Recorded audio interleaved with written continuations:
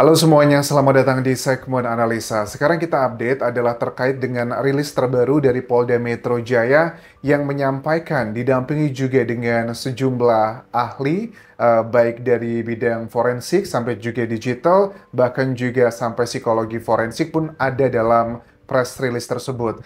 Ada beberapa hal yang menurut aku juga ini menjadi satu hal alasan kuat ya, kenapa sampai akhir dari keterangan di Reskrimum Polda Metro Jaya mengatakan dengan tegas bahwa untuk sementara memang belum ada indikasi ke arah pidana, tetapi kasus ini masih belum ditutup, teman-teman. Masih akan terus dilakukan penggalian kalau memang ada unsur pidana dengan bukti-bukti baru, kasus ini masih terbuka. Nah, kita bahas adalah poin-poin yang disampaikan kemarin karena ada beberapa hal yang mengindikasikan bahwa walaupun ini adalah scientific, tetapi scientific di beberapa hal yang sifatnya subjektif ini belum tentu mematahkan hal-hal yang mencurigakan dari masyarakat Indonesia yang sepertinya masih belum yakin kalau diplomat Arya Daru Pangayunan ini karena kejadian yang dilakukan oleh dirinya sendiri.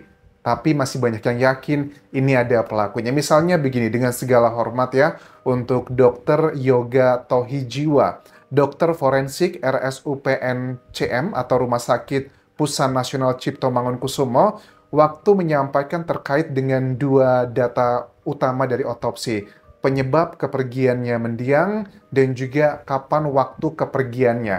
Yang uniknya adalah memang tidak salah, cuman aku verbatim di sini ya. Waktu kepergian mendiang dalam tanda kutip tidak bernafas lagi itu adalah antara 2 sampai 8 jam sebelum jam 2 siang. Karena jam 2 siang itu adalah momentum pada saat diserahkan dan sudah siap untuk dilakukan otopsi luar dan juga dalam, tetapi menunggu kedatangan dari keluarga. Logikanya begini deh teman-teman ya, dengan segala hormat bahwa aku menyampaikan ini untuk memberikan penjelasan kenapa data saintifik pun yang sifatnya subjektif itu pun juga masih ada walaupun kategorinya saintifik begitu. Kalau kalian hitung sendiri 2 sampai 8 jam dari jam 13.55, anggap aja jam 2 siang.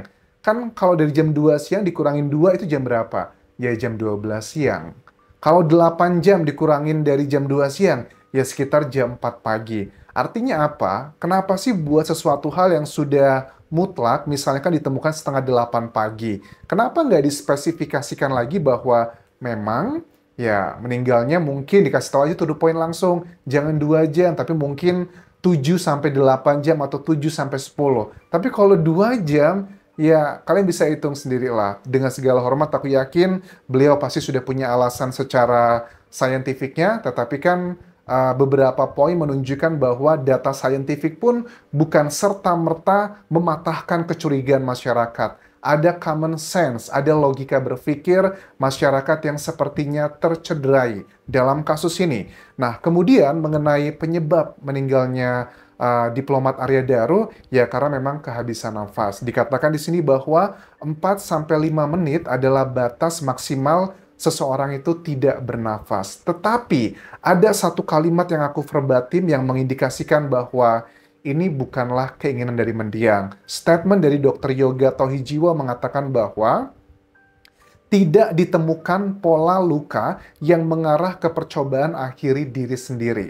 Oke, kalau untuk bagian pola ini kan sebuah pattern ya, pola yang mereka sudah ada penjelasan secara kualitatifnya. Kualitatif itu artinya adalah penjelasan dalam bentuk kata-kata, dalam bentuk penjelasan yang nggak cuma sekedar angka. Angka itu istilahnya adalah kuantitatif. Tetapi sayangnya dalam press release kemarin itu tidak digali lebih dalam. Karena seperti aku bilang ya di live terakhir terkait dengan press release tersebut, kenapa kok diundur-undur gitu. Awalnya kan rilisnya katanya mau setengah 2 siang, tapi sampai jam 4 kayaknya belum, sampai jam 4 kurang baru dimulai, dan itu ada prolog dan sebagainya. Efeknya adalah ini mendekati maghrib, wartawan pasti udah pada teriak-teriak nanti, ayo buruan ini udah mau maghrib nih, apakah ini strategi gitu loh, biarin tidak digali lebih dalam. I don't know, kalau aku ngebacanya seperti itu ya. Kemudian juga diceritakan terkait penerimaan pertama kali ya seperti dikatakan tadi 8 Juni 2025 pukul 13.55 sudah siap semuanya,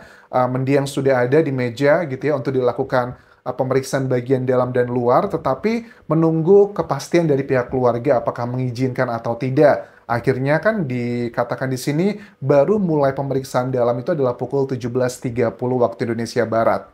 Oke, dan ada beberapa luka terbuka dangkal, ada dijelaskan di beberapa area vitalnya seperti jantung dan sebagainya, itu menunjukkan bahwa kekurangan oksigen akut yang terlihat sangat nyata. Sebelum kita bahas poin-poin berikutnya, coba kita lihat salah satu poin berikut ini teman-teman yang disampaikan dari dokter forensiknya. Ditemukan adanya luka terbuka dangkal dengan tepi tidak rata pada bibir bawah bagian dalam.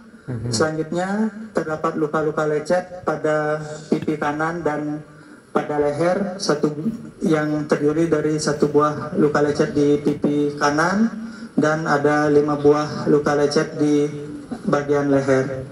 Selanjutnya kami temukan pula adanya memar-memar. Poinnya adalah ada luka-luka tersebut ya. Cuman waktu aku gali lebih dalam, mendengarkan secara utuh, jadi ada 2 kategori nih, kalau lebam dan memar. Kalau lebam itu adalah terminologi yang, please correct me if I'm wrong, menurut beliau adalah itu bagian proses yang wajar pada saat seseorang sudah tidak lagi bernafas. Kategorinya kalian sudah paham lah, lebam tersebut apa yang biru-biru. Itu bukan karena tindakan kekerasan pada saat hidup, tetapi adalah proses dalam tanda kutip orang yang sudah tidak bernafas lagi. Nah, kalau memar itu memang indikasinya adalah terjadinya sebelum seseorang tersebut sudah berpulang. Disampaikan di sini bahwa memar tersebut dugaannya katanya menurut hasil penyelidikan karena mendiang Daru itu pada saat tanggal 7 Juli 2025 yang di CCTV berada di rooftop lantai 12 di gedung Kemlu, itu katanya ada adegan yang mendiang ini memanjat tembok, kemudian melihat, nah, itu adalah luka yang bisa dikonfirmasi lengan atas kanannya. Tapi bagaimana dengan luka yang katanya ada di pipi, yang tadi dikatakan, itu bagaimana? Karena menurut aku pribadi, ya adalah hal yang aneh kalau cuma disampaikan poin tersebut tapi tidak dijelaskan indikasinya ke arah mana. Apakah sudah dijelaskan? Aku tidak menangkapnya secara utuh. Coba tuliskan di kolom komentar video ini teman-teman. Yang aku tangkap cuma memar yang ada di lengan tersebut yang diduga itu karena panjat tembok rooftopnya Kemlo. Terus ada juga kan poinnya bahwa tidak ada penyakit di organ dalam, itu sudah clear. Yang luka di bibir, lecet di wajah dan leher, memar di wajah dan lengan itu ya yang lengan sudah clear. Tapi yang lainnya bagaimana? Apakah itu adalah indikasi dari tipikal orang yang kehilangan nafasnya, makanya terjadi luka-luka tersebut? Apakah mengarahnya ke sana? Cuman aku sempat ngobrol dengan beberapa dokter forensik, dikatakan bahwa memang betul Anjas kalau orang kehilangan nafas yang 4-5 menit nggak bisa mendapatkan nafas tersebut, memang ada bagian-bagian yang terutama di bibir atau dimanapun yang itu mengindikasikan kayak dia sudah nggak bisa lagi bernafas, itu adalah salah satu bagian. Tetapi apakah semuanya? Kalau di wajah gimana? Kalau yang mungkin di bibir atau di lainnya aku bisa paham kan deket-deket sama pernafasan, tapi kalau yang di wajah itu gimana? Yang di leher itu gimana? Apa penjelasannya? Apakah yang di leher itu adalah yang menyakiti diri sendiri atau seperti apa? Ada banyak sih teka-teki yang masih belum tersampaikan secara utuh. Bahkan ada sebagian pengamat ya dari kriminolog di Indonesia yang mengatakan bahwa ada beberapa hal yang kesannya dibuat mengambang. Ini karena untuk menutupi dalam tanda kutip adalah aib gitu dari mendiang. Are you sure ini mengarah ke sana?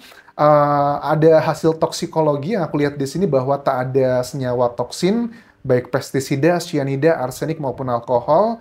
Cuman adalah kayak paracetamol yang ada di otak, ginjal, sama urin. Nah, terkait dengan penyakit ya, aku tadi juga sempat mendengar nih keterangan dari dokter forensiknya bahwa mendiang itu memiliki penyakit, salah satunya adalah berhubungan dengan ginjalnya.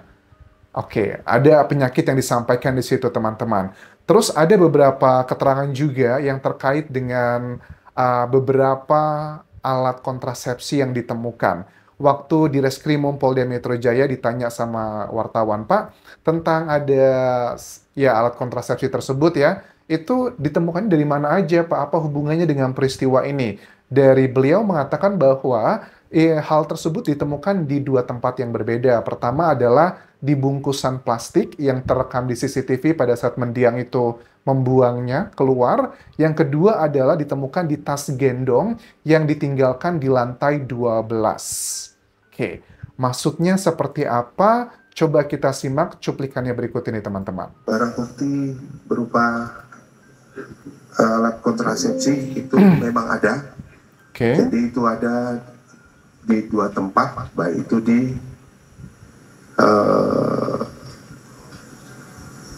yang dibuang dari kamar, dan ada juga ditemukan di tas gendong yang ditemukan di lantai 12. Wow, ini ngebuat pikiran kita sudah melayang kemana-mana. Cuman aku tidak mau mengikuti pikiranku yang melayang kemana-mana. Poinnya adalah, apapun barang tersebut, adakah kaitannya dengan peristiwa ini?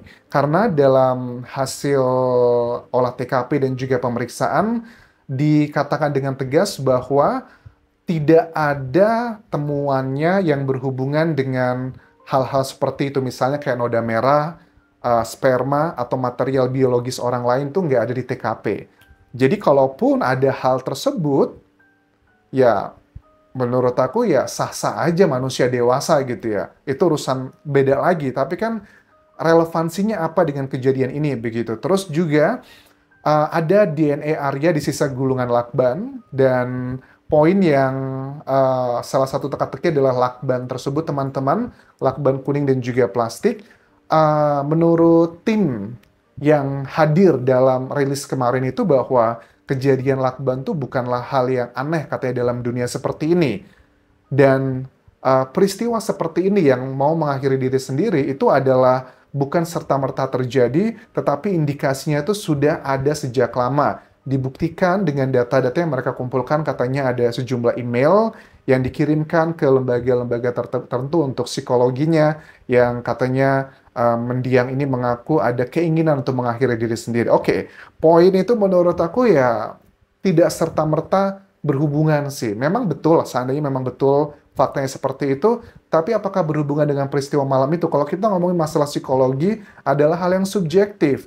Oke lah, itu kan sudah 1-2 tahun yang lalu email-email tersebut didapatkan, tapi bagaimana dengan waktu-waktu terakhirnya? Sudah persiapan ini ya, mau ke Finlandia. Anak-anaknya udah keluar dari sekolahnya di Yogyakarta. Istrinya juga sudah jual asetnya, mobilnya. Dia pun juga sudah jual mobilnya. Sudah sebegitu well prepare-nya.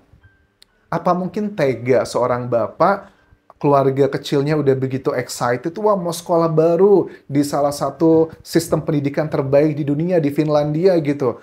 Kalau dia melakukan hal tersebut, dia sudah sadar, kasihan nggak sih sama anak-anaknya?